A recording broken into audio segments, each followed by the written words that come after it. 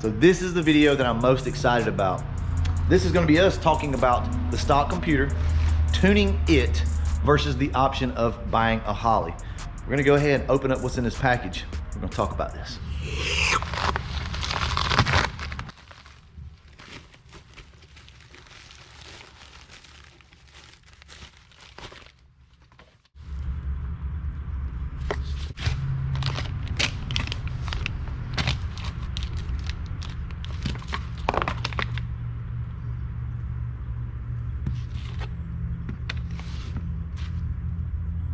Nice.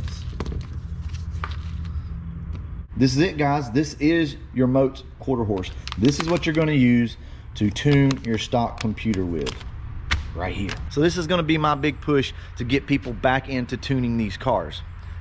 Now, why is that? We have the Holley Terminator X these days. We have the Dominator. We have so many options for people to be able to tune their car. Now, Holley by far has the most support. You can go online, you can go to forums, you can make phone calls, you can talk to somebody. There are plenty of people out there in this world that know how to tune Holley. So why would you buy a Terminator X over a stock computer, right? Well, let's say you're building a car from scratch, or you're wanting to put a fuel injected engine into something else. Well, at that point, it might be best just to go ahead and go with the Holley because it comes with a new wiring harness and everything. But what if you already have a car and you just want to be able to tune it? At that point, I'm gonna have to recommend you stay with your stock computer, go with a Moats QUARTERHORSE, and get the car tuned. Now, binary editor, which is what you use to tune these things with, is a little different. I think most of the issues that people run into with tuning is they've started on one platform and they move over to another platform, and there's a big difference there, right? And it's always gonna be harder to learn that way. But if you've never tuned, there's nothing wrong with binary editor. There's a lot of stuff in there that you need to know, but it can be learned. Okay, let me give you a scenario here. You have a car like mine. It's got a B cam in it and heads. This thing runs great on the stock computer. Literally, I mean, it runs fine. It idles great. It goes up and down the road good. It's got plenty of power. Think about this. If you put a Holley Terminator X in your car right now, you're going to have to build a tune from scratch, essentially. These base tunes that you get from Holley and from other people are not really that close, meaning it's not going to run like it did stock. It's just not. You could take a stock Mustang with nothing done to it, put a Holley Terminator X in it with all the new wiring and everything, and put one of their bass tunes in it, and I promise you, it is not going to be the same car that you had before you took the computer out of it, the stock computer. So in stock form, the computer system on these cars are pretty forgiving. You can do a lot of stuff. What other car out there that is EFI can you throw heads, cam, intake, headers, all this type stuff, bigger mass air meter and injectors, and it still drive almost like stock or very close to it? Ford has already done all the hard work. So this is what we're doing on my car, and I'll only show you how much easier this is. My car runs good with a stock computer that's in it right now. We just need to compensate for boost. We're about to put a supercharger on this thing, and we don't want to blow it up, right? We want to be able to tune this car, make sure that it's safe, and just add boost. I don't want to change the way my car runs and drives right now. I just need it to be safe when we add the boost to it. So when you put the QUARTERHORSE in the car, you're preserving your factory tune. You're just modifying it.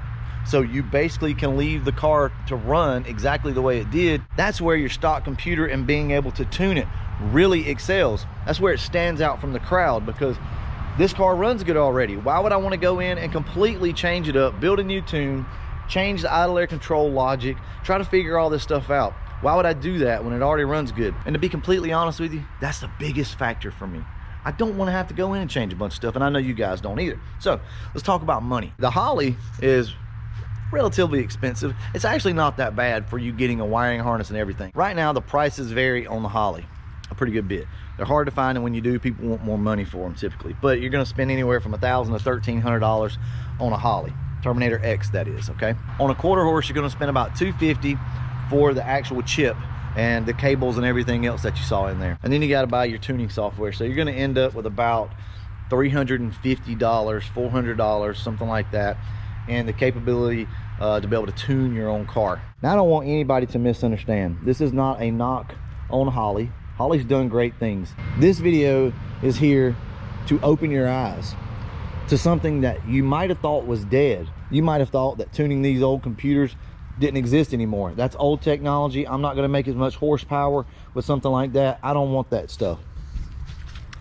I'm here to tell you this, and I'm not even an actual tuner. As long as you're able to adjust your parameters, you can make as much power as you want to. Now, there is one limiting factor with the stock computer, and that's going to be the RPM range. I think it's like 7,000 or something like that, or 7,500. I can't remember. I'll look it up, put it on the screen for you guys. But I know you can do the crystal mod. I've never done that, but there's a lot of threads out there still on the internet that tell you how to do that. So if you're needing to go past 7,000 RPM, it may be time for you to go ahead and upgrade to another system, okay? This is more for the guy that's still driving his car around on the street and just wants it to run like Ford intended it, but just compensate for the mods that you put on the car. That's the way you need to think about these computers. Now, there's also Neo Mustangs out there that's killing it right now, and he's running a stock computer, big boost, big inches. This thing flies. You guys know who Neo is. If you don't, go check out Neo Mustangs. Also, I've been working with Leach Motorsports. He's the one that really put me on this. He's like, dude, why don't we just go ahead and leave a stock computer in the car? And even me, being around the Fox body scene as much as I am, I'm like, dude, I don't want to, why would I want to do that? Like, that's old school stuff. He was like, no, I'm telling you, we can do it. Matter of fact, he told me that we could have stayed stock computer on the Calypso. Turbo, 347, big heads, all that. He was like, dude, we could have just stayed A9-L on that car. You live and you learn, don't you? Guys, I'm gonna be honest with you. We're about to make a big push on this stock computer tuning stuff. I think it'll save a lot of people a lot of money, and I just wanna get the word out. Here's my plan. I wanna get a list of people around the country, around the world, I don't care, that can still tune these stock computers. I want to compile this list, and I want to put it, at least if nothing else, on my Facebook page so that you guys can go there, share it. I'll put it on Instagram. I'll do all that, right? I want us to share this information. So if you know of anybody that can still tune the stock computer, go down in the comment section right now, put it down there for everybody. So I'm going to ask that you guys that are able to tune these cars step up to the plate, come out of the shadows, come out of retirement, if you will, and help us tune these cars. Also, we have to think about this. We have guys that are learning how to tune every day, and they're overlooking these systems. We want to get their attention and say, hey, you know what? There's a market for this as well, right? So come on out, learn how to tune these cars, and help us out. Also, I want to let you guys know that you can still remote tune a stock computer car. You hook your laptop up, as long as you've got Wi-Fi, you can have your tuner remote in and still tune your car. And yes, you can have your wideband in your car. There's even a way to hook your wideband up to the computer. But I'm not the guy for that. We'll talk to Leach Motorsports later on about how you do that and the benefits of it. All right, guys, I'm gonna go ahead, wrap this video up. And as always, thanks for watching.